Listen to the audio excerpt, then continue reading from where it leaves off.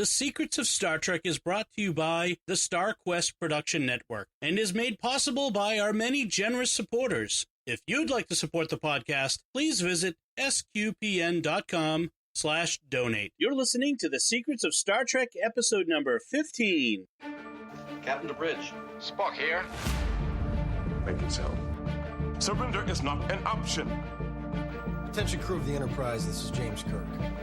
We are all explorers, driven to know what's over the horizon, what's beyond our own shores. We would have helped you get home if you had asked. That's who Starfleet is. Hi, I'm Don Bettinelli, and you're listening to The Secrets of Star Trek, where we discuss the hidden layers and deeper meanings found in all the Star Trek TV series, movies, and more. Today we're discussing The Next Generation as an overview of the whole series. Joining me today on the panel are Jimmy Akin. Hi, Jimmy. Howdy, Dom. And Father Cory Sticha. Hi, Father Cory. How's it going? So, speaking of Father Cory, I wanted to kind of take a moment just to quickly, before we get into our topic, to kind of promote a show that Father Cory hosts. It's called Let's Talk on the SQPN network, our same network, and it's a weekly show. It's sort of a what is it? Community show, Father Cory. How would you describe it? Correct. Yeah, it's a show of talking about interests. Let's talk. Gee, we're going to talk in it. Talking about interests to our SQPN community. So we've had quite a variety so far. We've only had a couple of months worth of episodes by the time you listen to this. And we've had everything from talking about Catholic blockchain. We've had issues going on in the church. We've had Dom and Jimmy on, and that was kind of a surreal episode because I wasn't the panelist, I was the host, and of course we had to make comments about that, but that's all right.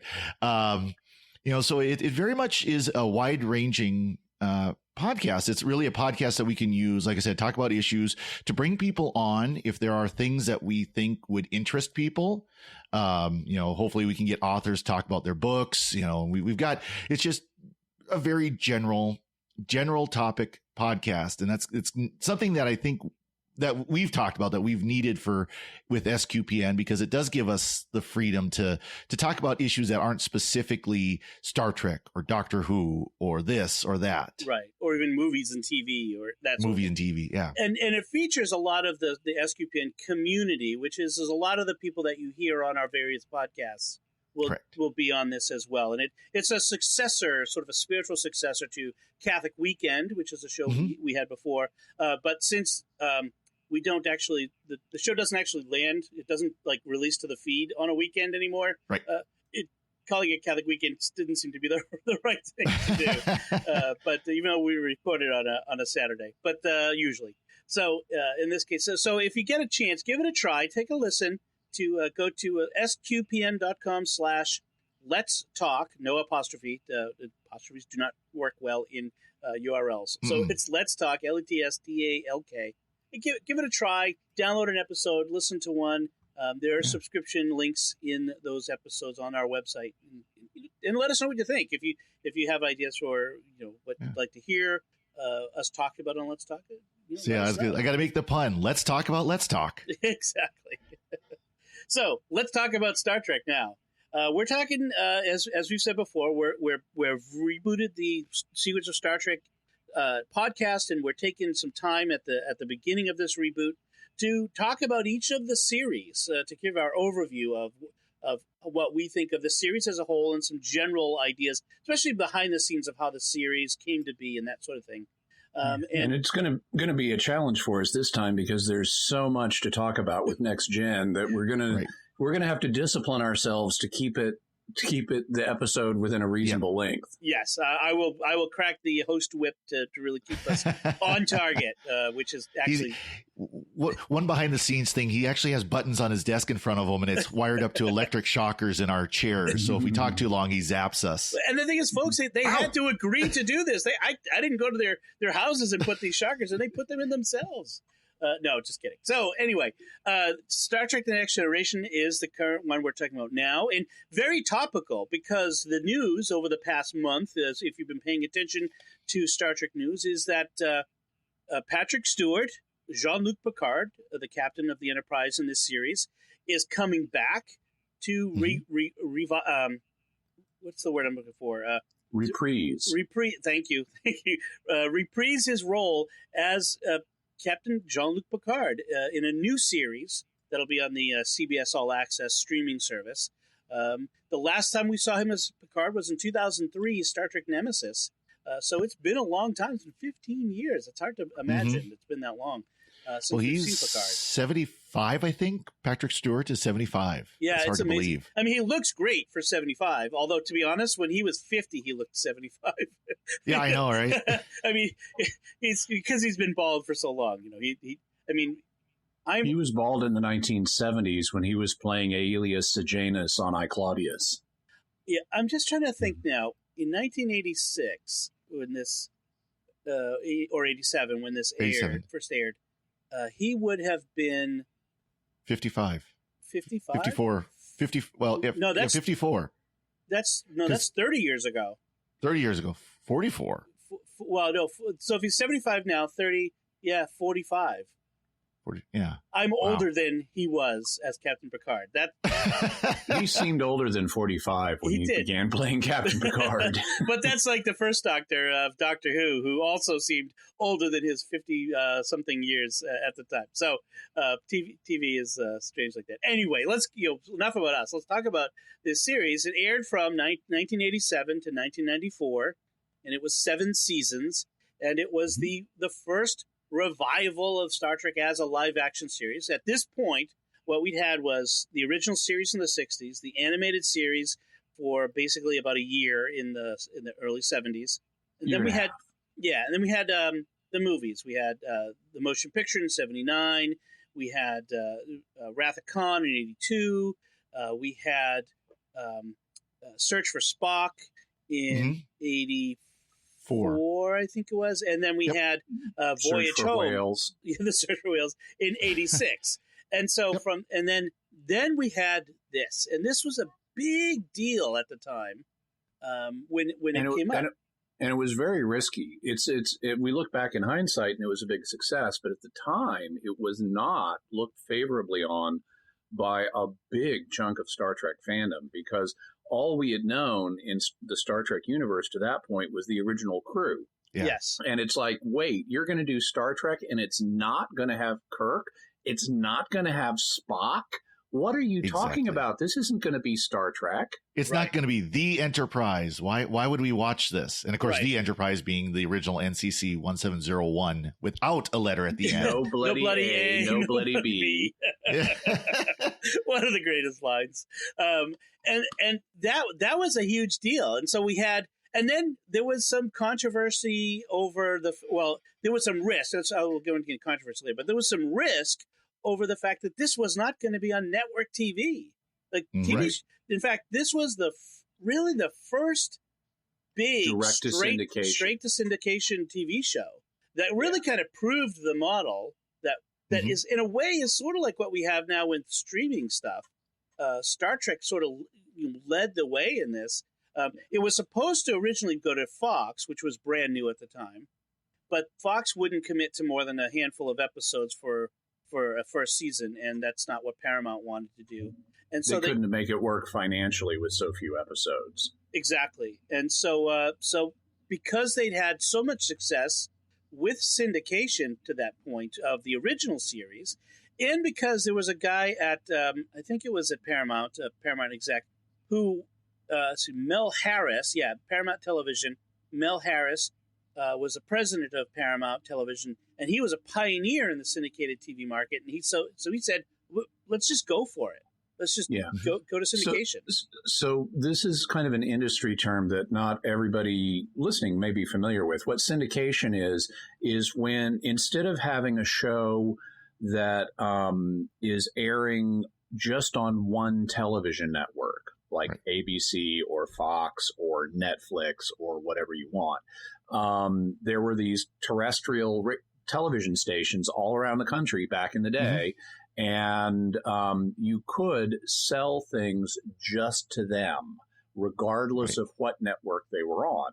And typically this was done with shows that were in reruns. So if like you had a successful show that got at least 65 episodes and thus enough to fill 13 weeks or 1/4 of the year in 5 days a week stripping, then you could take that show and sell it to those local stations, and they'd air it not during prime time when they were airing their network shows, but at other times. And that's how the original Star Trek got popular in the 70s, was when it was off NBC and not in prime time, but it was showing on all these local stations.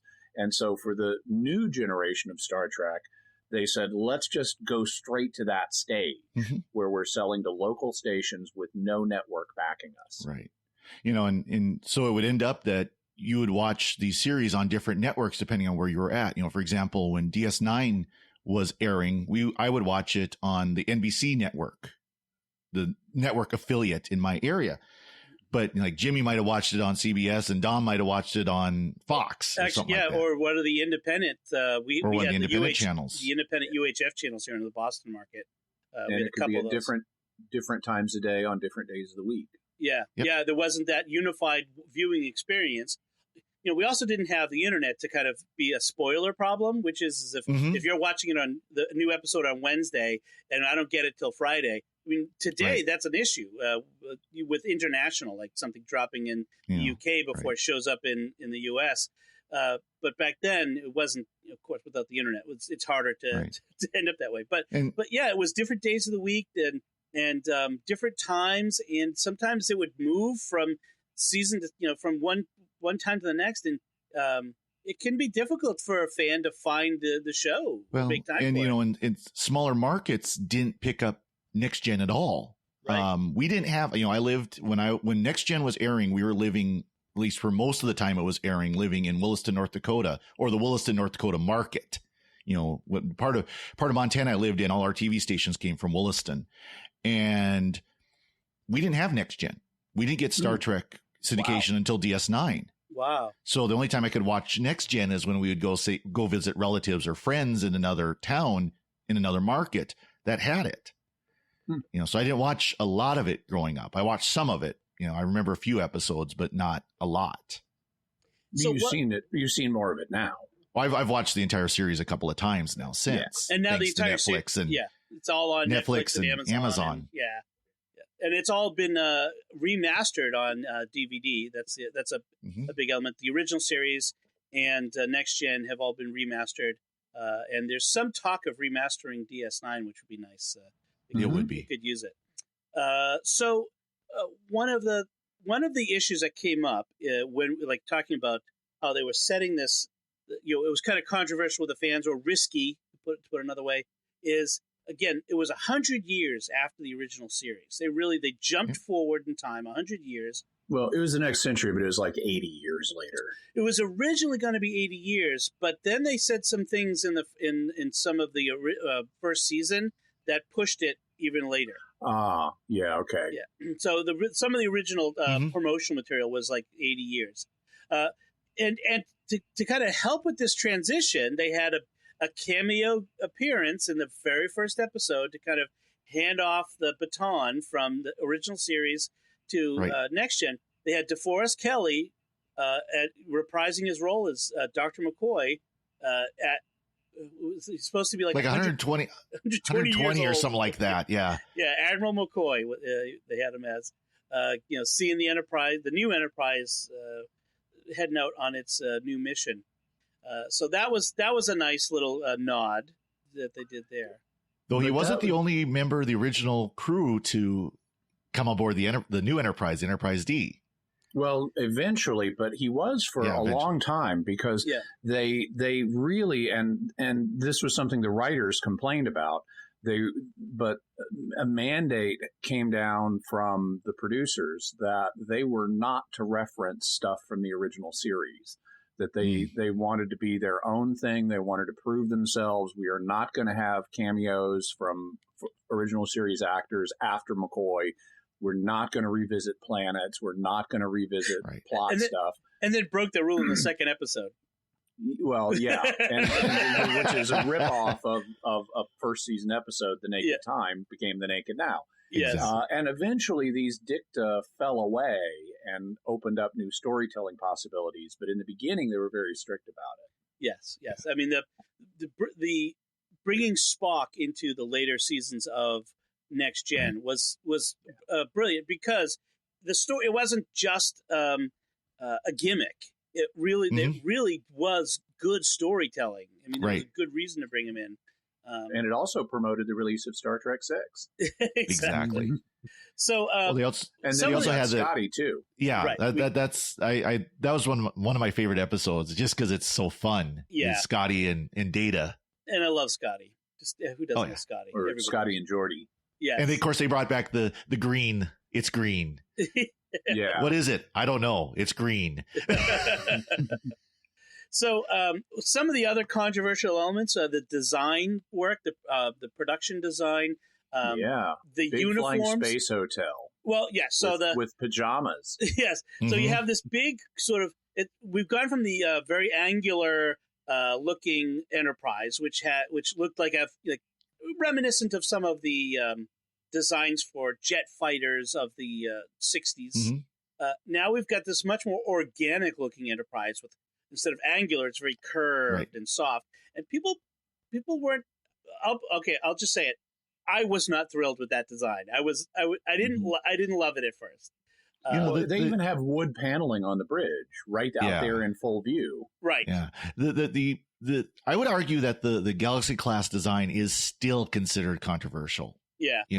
30 years after the series aired, I think there are still fans who think it was a bad idea. Well, I think even the designers kind of saw that as it wasn't the best, because subsequent Starship designs have all kind of gone back to the stuff we saw, not in the original series, but in the movies.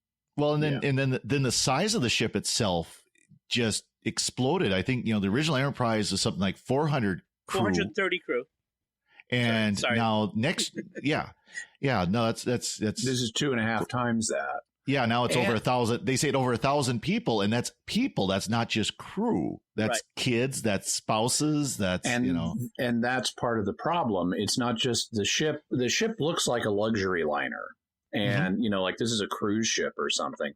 And you've got all these families on it that makes absolutely zero sense. Given the amount of danger this ship gets into, having families aboard is crazy. Well, I wouldn't say zero sense. It's like, I don't think I'd bring my family, but there is some connection to this historically. I mean, in the age of sail, you often had, especially in civilian ships, you quite often had captains bringing their families on these long multi-year expeditions that were dangerous. I mean, they're much more dangerous than leaving them at home. So it's not unprecedented. And I can see the ideas of, when you're sending these ships out on multi-year exploratory journeys, asking people to leave their families behind for years at a time, you might be able to get more volunteers if they can bring their family along. Right. But I get what you're saying. It's extremely dangerous. Not with 52 existential crises a year. Exactly. Right. I mean, how many times in one season does Picard threaten to blow up the Enterprise? Well, that should change the storyline, but it doesn't often enough, in my opinion. But that calculus of, do I do a self-destruct right now, when it's just, all the members of the Starfleet on board, we all took an oath, we know what we got into. Mm-hmm. But now I need to do a self-destruct. Oh, and by the way, there's 200 kids on the ship. That's a whole different sort of calculus that the captain should be making, but never does. And it really showed what they tried to do with the series as far as who Starfleet was. And we've talked about this before. Yeah. Right. That Starfleet went from being a militaristic type organization to peacekeepers more than anything else. And explorers and all that. I mean, they were explorers already, but they tried to really downplay the military, albeit on a super battleship with heavily armed to the teeth. You're still going to have conflict to make it interesting. Well, go ahead. And this was part of the problem with with Star Trek in general, but especially with the early seasons of Next Gen, is Gene Roddenberry had a vision for the series that was problematic from a storytelling perspective. He wanted to portray this secular humanist utopia in the 24th century where, little kids accept the deaths of their parents because death is just a part of life, and no little kid is going to grieve over the death of his mom on an away mission. I mean, that was a huge behind the scenes fight in one episode that Ronald Moore wrote. Right. And so you have this idealized society where Roddenberry said essentially there can be no conflict between our main cast characters. All the humans in the Federation are perfected people. So the only drama can come from the guest stars every week. And Starfleet are a bunch of explorers. They're not military. And it's like none of this corresponds to the original series. I mean, look at the way Spock and McCoy go at each other. That's half the fun. Exactly. And they've got naval ranks. They've got weapons. They're clearly fighting a Cold War with the Klingons. I mean, this is a military organization. Well, and it led to that one episode where they find the people that were in stasis for the 20th century. And the guys, I bet all my stocks are worth, way more money than I could ever count. And then there's Picard. Well, we don't have money anymore and we're all in peace and everybody just shares and we all sing Kumbaya. Oh, he didn't say that, but it sure feels like it. So there was a communist takeover in the 22nd century. And yeah, it was great. And life was perfect. Yeah. And the interesting thing is how they've tried to walk that back, in the rest of Star Trek. Especially, for example, in Deep Space Nine, they really walked that back a long way. I think they even walked it back in later seasons of Next Gen. Yes. Once Gene Roddenberry passed and like Ronald D. Moore and others kind of took over, they kind of pulled that back, and you showed that society wasn't a flawless, perfect utopia. Right. Yeah. They still had the writers like Moore still were chafing under a lot of restrictions, but they were able to get it walked partly back during Next Gen, and that's one of the reasons the series improved. Mm-hmm. Right. So some of the I'm trying to think of the producers were like Brandon Braga was a writer, Rick Berman, Michael Piller. Yeah, so those are some of the names, and later seasons we get conspiracies at Starfleet, and and other things come up where we're no longer in this utopia, and we're back to really kind of where we were in original series time span. So one of the things that was difficult was early on it just wasn't that good, and in fact, the first season of Star Trek: The Next Generation is where I had developed my personal the next generation rule of TV watching, which is if I have a TV show, a TV series that's highly anticipated for me, if I start watching it and it's not good, I will give it 6 episodes. And if it's still bad after 6 episodes, I drop it. And this is 6 episodes of a full 26 episode season. So change your ratios accordingly to Netflix 13 episode seasons or whatever. Okay. But this came into effect, for example, like with the TV show Fringe, where the first handful of episodes were just not that good, and I stopped watching, and then I came back later because people said, "No, you really got to keep watching." I kept watching; it got really good. But Next Gen had this problem. I have a similar rule of I don't expect a show to be firing on all cylinders in its first season. That it really takes at least a season for it to gel, typically, if it's an ongoing multi-season thing, because the writers are trying to figure out what to do and how the characters mesh during that time. Incidentally, the fact that, and really the second season is pretty bad too. It doesn't really start to become halfway decent until season 3 or season 4 is when it really kicks into high gear. Right. But this actually led to the naming of a trope if you go to TV Tropes, which is a site that catalogs the different recurring themes that we see on TV shows. You probably heard the phrase "jump the shark." Right. which is when a show has reached a point that it's just going to be downhill from here. That's based on an episode of Happy Days where Arthur Fonzarelli, the Fonz, who's this biker guy, literally water skis and jumps over a shark. Right. And it's like Happy Days, which is a series set in the 50s, is never going to be good again. It's all downhill from here after he jumps the shark. The implication is that because the show is downhill, they're resorting to gimmicks and tricks to kind of create. Yeah. So the opposite of jumping a shark is where a show starts to get good. And Next Generation gave a name to that trope. It's growing the beard.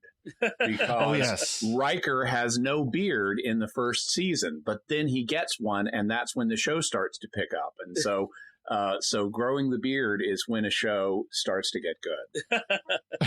And so some fans and critics and others, they point the real turning point for Next Gen. They kind of divided into before and after these two episodes. Which is the first and second part of the season finale of season 3 and the premiere of season 4. It's a 2-part cliffhanger, the best of both worlds, where Picard is assimilated by the Borg. And it's as good as anything they've ever done on screen. This could have, I mean, on the big screen, this could have been a motion picture if they had thought of it in those terms. Yes. And frankly, it would be better than some of the Next Gen motion pictures. Oh, yeah. Right. And yes, I mean, And a lot of people will say, everything, there are good episodes before that, and there are clunkers after that. But there's a real sea change in quality from one to the other. But you're right. Like for me, this first 6 episodes of season 1 are all they're not good. Then you get to the end of season 1 to season 2, and things are improving. I mean, they really are. There are a couple of decent episodes in season 1. Angel 1 is not one of them. Just let me say that right off the bat. I just happened to see that listed, and I kind of shuddered because it was so bad. But also the Big Goodbye was in season 1, and I like that one. That's a really good one. I like that one. That's the one where we get the first of Picard enjoying the holonovels. Dixon Hill holonovel. Yeah. But so as the seasons went on, things got better. And then I think that turning, I agree. I think that the real turning point is after Best of Both Worlds. What's amazing about that is they did not have episode 2 of Best of Both Worlds plotted when they aired episode 1.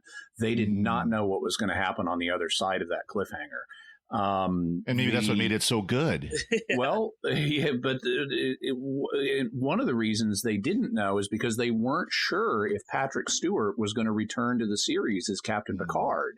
And so that would have been his out if the actor had said, I'm not coming back. He would have just been a member of the Borg and gotten blown up. Yep. Or something.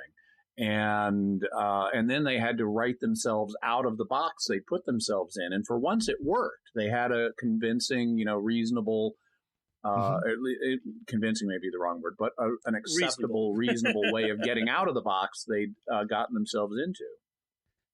By the way, Patrick Stewart is 78. 78, yeah. So in 1986, he would have been 46. Yeah. 46, okay. Yeah, but still younger than I am now. So yeah. Anyway, I'm obsessing over this now.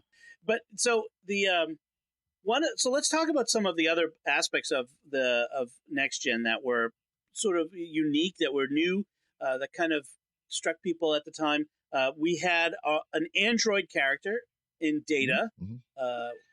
And it's clear, and we mentioned this on a previous episode, but it's clear how they took the elements of the characters that were successful on the first show and tried to remix them so it would be familiar but different. So they took the Mr. Spock character, who was alien and smart, and they split him in two and called him Data and Worf. So Worf's the alien part, Data's the smart part. They took Captain Kirk, who was the leader and the action man, and they split him in two and called him Picard and Riker. Picard's the leader, Riker's the action man. They took Dr. McCoy, who is the compassionate physician, and split him in two and made him Crusher and Troi. So you had these kind of remixing of elements that were largely successful. You had a misstep in season 2 where because some of the producers didn't like Gates McFadden's character or portrayal of Beverly Crusher, they decided to get rid of her and bring in Diana Muldaur as Catherine Pulaski. And they tried to go hardcore McCoy with her, where she was going to have this sarcastic relationship with Data, the way McCoy had a sarcastic relationship with Spock.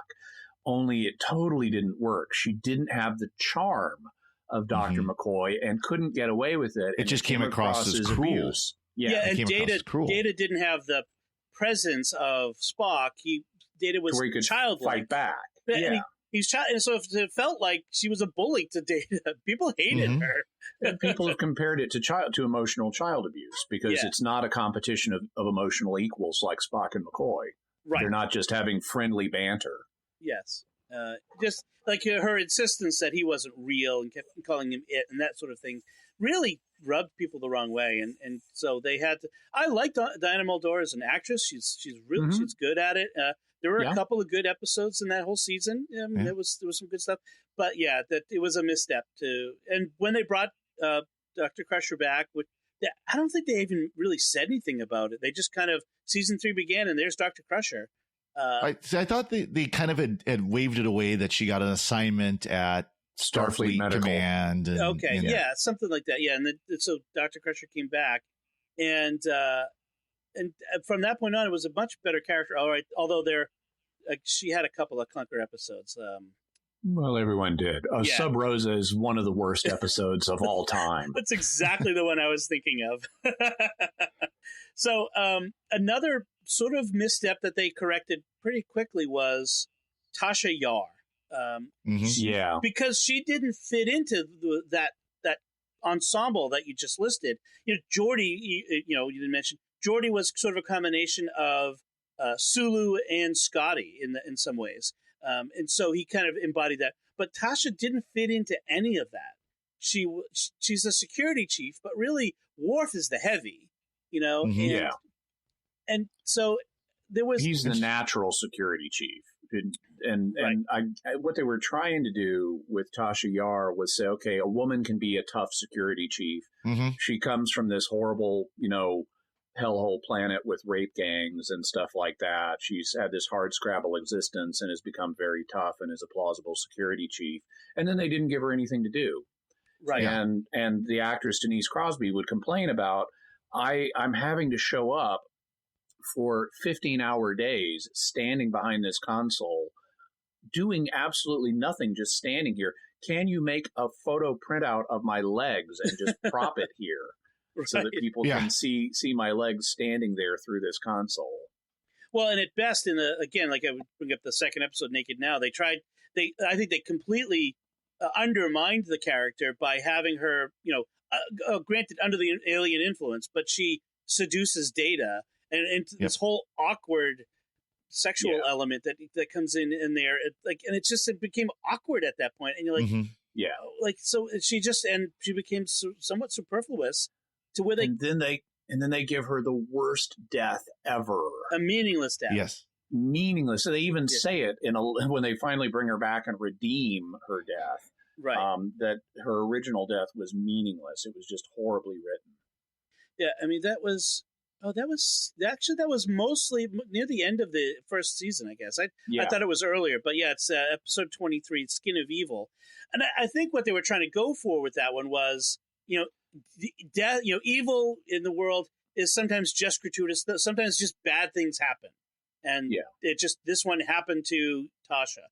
And that's a reasonable thing to make. That's a reasonable thing to do, where you have a character unexpectedly killed off in a sudden way, but you have to set it up and you have to pay it off afterwards. Right. And they didn't do either one of those. If you want an example of that, spoiler warning, in The Shining, the movie, the original movie, the Scatman Crothers character dies very unexpectedly, but it's also a very effective death because they've set it up and built it up so that when you're surprised by his death, it has major dramatic impact for the other characters in the show or in the movie.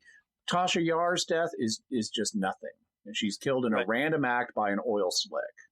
Right. Yeah. I mean, there's a little bit of Data, the people mourning and Data sort of mourning a little bit at the end. But like after that, we move on. We're moving on to next week, and we've got the next episode. I mean, it comes up again a few times later. I would argue they do redeem her character in Yesterday's Enterprise. They totally redeem the character in Yesterday's Enterprise, and then they ruin it again by introducing her as her half Romulan daughter. Yeah. That was yes, exactly. So she's a ruined, a saved, and a ruined character. Poor Denise Crosby. No kidding. Another character that was not well loved, but in a way has become sort of loved by the fans because of the actor. They love we love to hate Wesley Crusher, but people do love Will Wheaton, the actor now, which is good. Some people do. Some people do. Yes. Will color as an me adult among not his fans. Okay. Let's just put it that way. Will, as an adult, has become somewhat caustic and devil may care about whether people. And he's not a bad actor. I've seen him like in Eureka and other shows. Big Bang Theory. He is a good actor. Yeah, he's just kind of a jerk. Yeah, he can be. But that's common in Hollywood. Yeah. Because he's like, I don't care what you think of me. It's sort of his way. Well, and that would be a natural defensive reaction if you played one of the most hated characters in fandom and you're a fan. Yeah. Mm-hmm. Just for self-protection, you kind of need to say, I've got to emotionally detach from this. Right. So it was kind of funny that there was a comment from Patrick Stewart when they announced his work that he's doing, the new show that's going to be coming up as Picard. And he said, well, I want to make this joke, but it's not worth doing. It's run its course. He was going to make a joke about Wesley coming back. About the shut up, Wesley. Oh, shut up, Wesley. Right. And that's the thing. So at one point, that's a famous line that Picard utters at poor little Wesley Crusher. Shut up, and Wesley. His mom. And so, it was again a controversial character. He was sort of an audience or fan stand-in. He was he was specifically a Gene Wesley Roddenberry stand-in. Yes. Yeah. And he was annoying because of it. In the sense of Mary Sue. Yeah. And that's a danger with some of these characters when they become writer or producer favorites. They kind of get blind to the fact that, not always do the fans like those same characters. Wesley, as we have said before, is the Adric of Star Trek, the next generation. Adric being a precursor in Doctor Who of a child who is a young genius, prodigy who shows up the adults once too often, and that was one of the complaints, is that Wesley too often, because he's a genius, would stumble. We have a ship full of, let's say, 800 of these Starfleet's best on the flagship, who can't come up with a solution that the prodigy kid comes up with, and exactly. It's too often. Yeah. And so they removed him after what episode was 4 that? seasons? Season 4, I think. Okay. It was by his own choice, because he wasn't pleased with what had been happening with his character, and they hadn't been giving him a lot to do because they didn't know what to do with him. It was just juvenile wish fulfillment. and the writers weren't coming up with a lot of great ideas for his character, and he wasn't being used much, and so he wanted to move on. Yeah, he kind of became the stock helmsman, the guy who always saw sitting at the helm. Yeah, it's essentially the same thing as what happened to Denise Crosby. It just took longer. Mm-hmm. Right. At one point, he gets promoted. He's not just the kid who wants to hang out on the bridge, but he gets acting ensign. He gets a field promotion sort of thing. But instead of sending him to Starfleet Academy, which was actually a storyline of him trying out, preparing for Starfleet Academy, they end up having him sort of becoming some super being and going off to. I know another ruined character where he's like this space hippie, and his mom literally tells him to keep bundled up on these extra dimensional planes he's going to be visiting. Yeah. It was really awkward. But they do eventually get him to the academy. Yeah, but that's before he becomes a space hippie. Right. Right. He goes to the academy. He's gone from the show for a while, and then comes back in order to be turned into a space hippie. Yep. And they actually have an episode set at the academy where he basically severely harms his academy career. Right. And that's actually a good episode. Yes. Features Robert Duncan McNeil, who later plays Tom Paris on Star Trek Voyager. The interesting thing is in that episode, well, I mean, we're going to He's talk also about this. playing a bad boy. Well, in that episode, the character of Tom Paris was originally supposed to be that character. Well into development of Star Trek Voyager. So that was a good episode. It was a good Wesley because he had a serious moral and ethical conundrum that he had to deal with, and that was a good episode. And I think it would have been great to have the Tom Paris character be this guy, this hotshot pilot who had the shady past at Starfleet Academy, and that would have made him much more interesting. And speaking of Starfleet Academy, that's there's one of the things that's happening right now is any franchise property out there in Hollywood is getting the cinematic universe treatment like Marvel and whatnot. Yep. And so they're mining Star Trek for all it can be worth. And one of the series that they're seriously talking about is a Starfleet Academy series, which could be good or really awful. Which so far, what little has been leaked about it, it sounds like Beverly Hills 90210 in Starfleet. Yes, and that would be bad. Yeah, they've actually been talking about that since the time of just after the original series. They were talking about doing a Starfleet Academy thing. Right. The closest we've come to it is the first J.J. Abrams movie. Yes, but we haven't had a series set in Starfleet Academy. When we do the episode on that movie, I'm going to be like, I have so much to say. Lock and load. So much. I mean, there are elements of that movie that I really like there, but there are things that just drive me up the wall with it. But that's for another show. I forget which one of the DS9 writers it was, but one of them characterized the plot of or a central aspect of the plot of the first J.J. Abrams movie as if Kirk, whose father is a famous captain. Yeah. It's as if someone showed up and said, "Hey, my last name is Halsey. Let me take over the Nimitz." Exactly. And everyone just kind of goes along with that. Okay. Well, and I'm still a cadet, by the way. Yeah. Make me a captain. Anyway, that's some previews of future episodes, folks. So something else that was sort of groundbreaking, we mentioned him already, was a Klingon crew member. And up to this point, the Klingons were the enemy. The Klingons killed Spock, and that sort of thing. Well, not the Klingons, but they killed Kirk's son. That's what it is. It's the search for Spock was Kirk's son dying. Yep. But the Klingons were bad guys. But by this time, the Khitomer Accords and the Klingons and the Federation were now allies, and we have a Klingon crew member. In fact, they forget about this later on, but in the early episodes of Next Gen, they actually say that the Klingon Empire has become part of the Federation. Right. And they later walk that back, but I think that was a good dramatic choice. What they then should have done was introduce the Romulans as the new heavies way quicker than they did. Well, the problem, and they had a hideous misstep with the Ferengis, who were meant to be the new Klingons and were totally laughable. Well, like the whole build up in the pilot episode, Encounter at Farpoint, to the don't cross the Ferengi, watch out for they're the bad. You get these big-eared weirdos hopping around with, just like they're sucking on their teeth. Oh my gosh, It was just such a bad idea. The only good Ferengi we encountered ever in Star Trek was when we finally got to Deep Space Nine and we had Quark, who finally was an interesting character. Yeah, well, the trio, Quark and his family, because Rom is a great character, Nog is a great character. But it was, and this was another example of something that the original series Next Gen ruined, that then got redeemed. You introduce these comic villains. Okay, let's make them comic villains. And they can work as comic relief that are slightly shady. And the DS9 episodes with the Ferengi are a lot of fun. They're some of my favorite episodes. Oh, yeah. Oh yeah, Yeah. Wallace Shawn. Yeah, exactly. So great.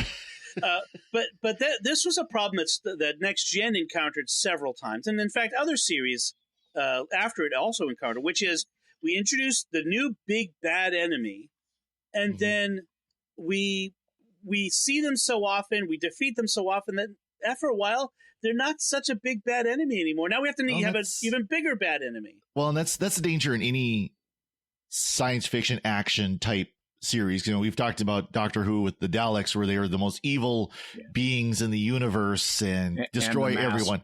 And the Master and the Cybermen. It's just, and we've seen them so often. You know, it's just like, yeah, they're not really that big and bad. The Doctor just waves a sonic screwdriver and they go away. Right. You know. So same kind of thing. I mean, it's a risk with episodic television where you have to have the big bad guy that they're going to conquer every once in a while. Yes. And this becomes a problem with Star Trek for the Borg by the time of Voyager. Mm-hmm. Right. By then, I mean, they have the Borg Queen, which came from the movies. But yeah, that became an issue. The Worf character continued the Spock idea in several ways, which is a character torn between two cultures, between human culture and Klingon culture. We got that again in Voyager when they introduced Seven of Nine, and B'Elanna Torres, and B'Elanna. So that idea of torn between an alien and a human culture, Spock seems somewhat an element. And right on to Discovery, where we have Michael Burnham, who is a human raised by Vulcans, literally raised by Spock's family. She's another Spock. It's just seems to be something that's a common element of Star Trek and recognizable now. But we've got that. Another member of the crew is also torn between a human culture and alien, which is Counselor Troi, who is half Betazoid, a new species. Half human. And she reflects an aspect of Spock too, because she's a half breed. Yes. Yep. And controversial because, again, in the early season, the first season, she just seemed to cry a lot and say, she would be overwhelmingly moved by the emotion of the person that she's connected to. Yeah. So she would have this, she'd be crying 1 minute, next minute she would just be beaming in absolute ecstasy. And it's just like, get her off of this TV. Yeah. Next to Deanna Troi and Wesley Crusher, she's the least successful of the characters. I'm sorry. Yeah. Next to Tasha Yar and Wesley Crusher, Deanna Troi is the least successful of the original cast characters. Yeah. One of the problems, as a Betazoid, now her species is apparently highly telepathic, much more so than the Vulcans. But because she is half human, she's only empathic with most people. She can be telepathic with her mom and maybe Riker, but in general, she's only empathic, which then makes her, the way they framed her empathy, she can detect lying. As if lying is an emotion. Right. Lying is not an emotion. What she should be saying is, Captain, I sense considerable tension on this person's part. I don't know if it's because he's lying or just because he's nervous. If they had framed it that way, then you wouldn't have to have her mysteriously off the bridge or in a coma whenever you need to know if someone is lying. Well, not just that, but it also assumes that every alien species emotions are exactly the same. That you would be able to sense the same emotion in any alien that you encounter, including some truly non-anthropomorphic aliens, some truly alien aliens. Well, counter from Farpoint, they're basically giant space jellyfish. Right, exactly. It's from the beginning. It's not a great way to start the character. And again, like a lot of the others, they eventually find ways to make Troi work better as part of the crew. Introducing her mom, Majel Barrett, playing Lwaxana Troi. Actually, I view that as a misstep. I kind of eventually grew to tolerate Lwaxana Troi, but they redeem her. But wow, is her I admit her chasing after. I enjoyed her chasing after Picard. I liked Picard's get a kick out of that. Uncomfortableness about her.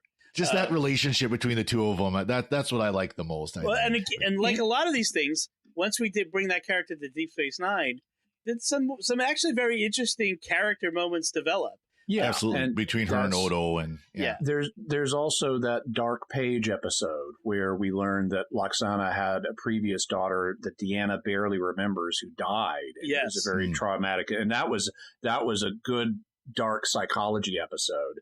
Right. So they could do good stories with her, but overall, I was very uncomfortable with Lwaxana.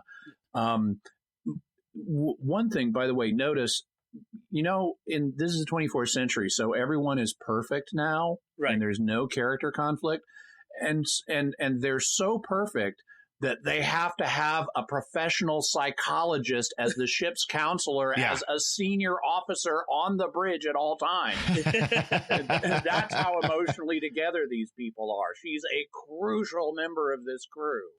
Well, and it's an interesting idea that they kind of came at this with, which is like Kirk kind of just did it all, and at most of the time when he made a decision, he might consult the doctor and Spock, and Kirk comes to his decisions over a glass of Saurian brandy in his quarters. But now you have Picard, and he has Riker, the military man, although we're not really military, but sure, and we have a counselor, and we have like sort of this. We have the same sort of compassionate versus more rational advice, but just in this different form. And the idea of a captain having the counselor who helps him, especially when he's, you're sending these captains out into deep space without contact back with the Federation, perhaps. It's an idea. It's reasonable to say, okay, we're going to have medical professionals on the ship, and maybe one of them is going to have psychological training. Yeah, I mean, I'm sure we have that on aircraft carriers today. Oh, yeah. But having this person be a crucial senior officer on the bridge is not plausible. No, especially not in a society where everyone is supposedly emotionally perfect and super mature. Yes, which it turns out they aren't. But yeah, exactly. Also, they're not really, even though they talk about this, and we mentioned the idea, which they do sell, of we're on this extended mission. They go back to Earth all the stinking time, Yeah, it's like this is not a 5-year mission where they don't get to see home for years. They're back there all the time, right? They're in the neighborhood, which is. With the original series, they didn't go back. They didn't have them. I mean, I think there was just a handful of times in the original series where they ever went back to Earth, and that was typically like they got thrown back there by time travel. Right. So exactly. It's not even their Earth. Right. Exactly. So it's very different. So another character who's not part of the regular crew, but it's introduced. I forget what season that was now. Season 2? Season 2. Is it Guinan? as early as that? Guinan was in season 2? Where we have Whoopi Goldberg, the comic actress at the time, who was pretty well known and was, had some. Oh, yeah, she was very well known at that time, yeah. Who's introduced as this mysterious bartender in this new recreation room, which is also lounge. Yes, is the lounge where the characters can lounge about. Yes, the bar called 10 Forward, which means it's the very first front edge of the saucer, the first thing to run into anything in a collision course. On deck 10. On deck 10. And is also seemingly a reference to 1970s CB slang where 10-4 means okay or yes. I guess, maybe. But yeah, I'll go with it. But so she's this mysterious character who seems to be wise beyond her years. Oh, I know. She's such a walking cliche. And she has access to special knowledge and has some mysterious former relationship with Picard and all of these things. And hinting that they were lovers.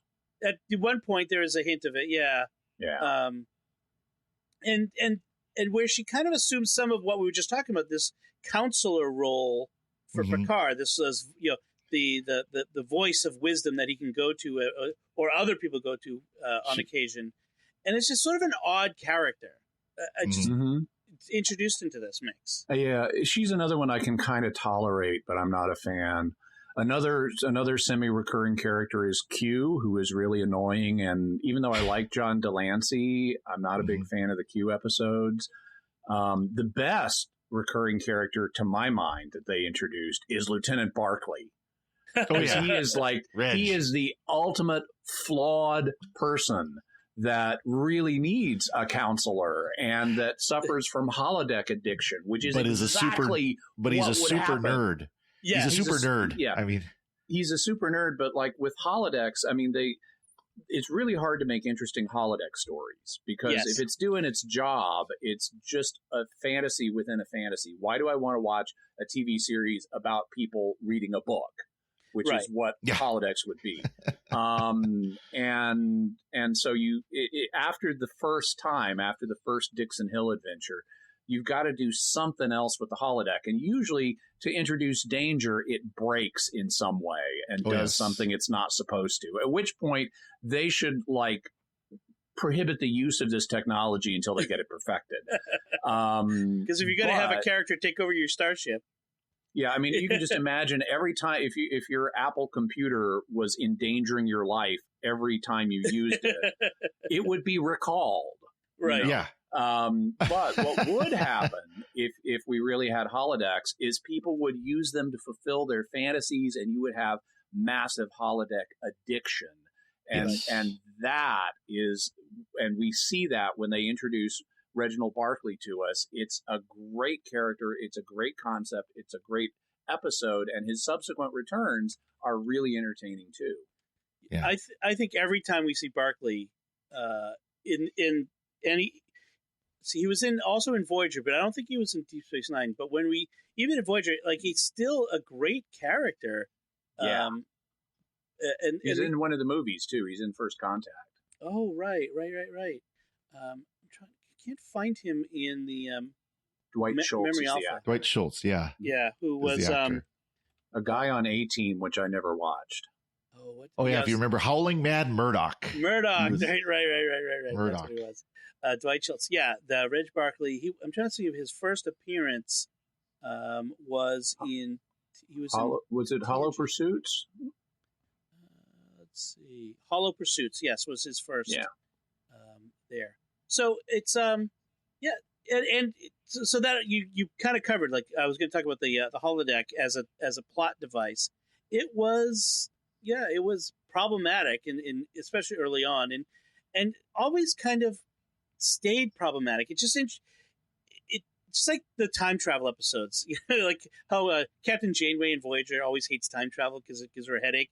It's into the holodecks, like whether it was Fairhaven in Voyager or those were awful. Or some of the others. I mean, there's elements of those that I liked, but the problems that it introduces, the plot device problems, you had to kind of overlook issues. Like there's an obvious solution to this, or you have to introduce this extreme difficulty. I mean, the one I kind of alluded to earlier was Data wanted to create a Sherlock Holmes villain that could defeat him, and so the computer creates this Moriarty who can take over the Enterprise. Yeah, literally. Like it just didn't make any sense. That episode and its sequel, I actually can deal with, but those are the only holodeck breaks down episodes that I can really deal with. Where the holodeck works is when you key in after the first one, where we're just doing the concept, is when you find something where it emotionally matters to the characters. So Hollow Pursuits with holodeck addiction works. Right. So does the episode where Geordi LaForge is just using it as a simulator for engine design, and he calls up a holodeck of a hollow image of Leia Brahms, and then falls in love with the image. Yes. And then gets confronted later in a later episode with the real Leia Brahms.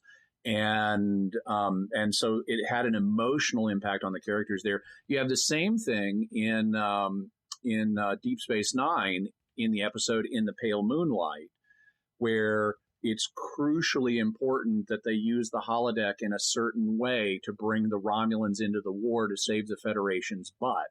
And it really matters emotionally to the characters. So when we have high emotional stakes, the holodeck can work. But when it's broken, so there's physical danger. Right. Sorry, I've been there, done that, bought the T-shirt. The holodeck safeties are broken again. Like, I just fixed those like last week. We've lost 25 crew members since then. So that's as much as I had. Was there anything else you guys wanted to talk about with regard to the Next Generation? Father Cory, did you have anything left on the Next Gen?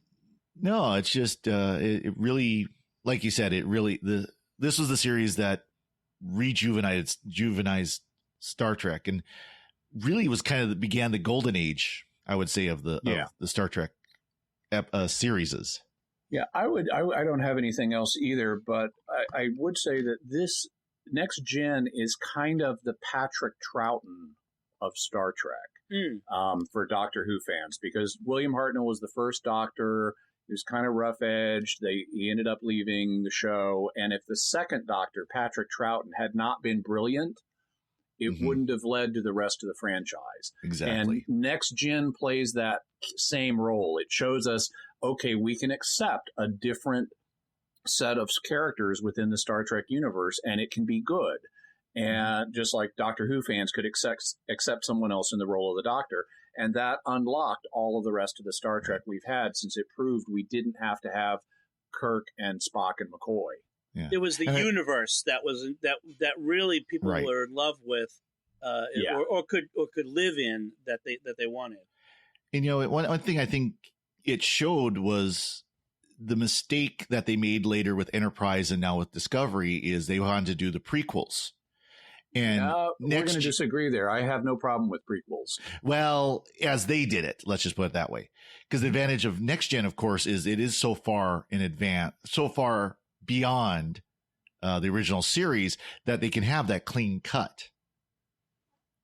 But, with prequels, they're still kind of trapped by what they've done before. Right. They can't change things too much without creating canon continuity problems. Right. And unless the problem do the we have timeline. and the issue of having prequels is in itself not a problem. Just Hollywood writers today can't keep themselves within a canon. They just they have some inability to do so. It seems like they always seem to want to tweak the canon just a little bit. And some of that I'm willing to give them, like when they first introduced the bony ridgehead Klingons. That was a tweak to the canon, but it was fine. Yeah. But I think we can probably save our discussion of prequels for another podcast, since that's not our subject today. Yes, we'll be talking about Enterprise in a few weeks as we continue along. So so what do you, the audience, think of the Next Generation? Was this your Star Trek? Was this the first series you watched that was the as it aired? Because I've met fans who've actually said that this to them is more Star Trek than original series is, which is an interesting perspective. What do you think of what we had to say about anything we talked about today about the Next Generation? So let us know by going to sqpn.com/Trek or to the SQPN Facebook page and find the link to today's show, and leave a comment there. And we can maybe read it in a future podcast and discuss it, or we have a discussion right there on the page. It'll be either one would be great. Or you can send us email to trek@sqpn.com, and you can send written email, or you could record a voice memo and send that as an attachment. We'd love to hear your voices. If you could, we ask you as we get this show rebooted, restarted. We've mentioned this a few times. If you could go to iTunes and write a review, and a 5-star review would be great. It helps us get noticed. If you could like the show, if you could like the episodes on Facebook, retweet them on Twitter. If you can share them with people, let other people know about it. Hey, there's this podcast. I think you'd enjoy it. That helps us reach bigger audiences and helps us continue to do what we do. And so, because that's what we're doing. We're here. We're doing this not just for our own health, but to really kind of share this with folks. And there's a lot of Star Trek podcasts out there. We think ours is unique, and we think other people will like it. So if you can let people know. You can find links to all of our personal social media and websites on our show notes at sqpn.com. And we'll be back next time when we'll be discussing Deep Space Nine, which is I think it's consensus here. That's our favorite of the Star Trek series. Yep. Okay, so we all agree. So until then, after it grows the beard. After it grows the beard, that's right. Until then, Father Cory Sticha, thank you for joining me and sharing the secrets of Doctor Who. Oh, glad to be here. Sharing the Thanks, secrets Dom. of Star Trek. I know it's gonna and Jimmy Akin, thank you as well. Live long and prosper, Dom. And once again, I'm Dom Bettinelli. Thank you for listening. And remember, make it so.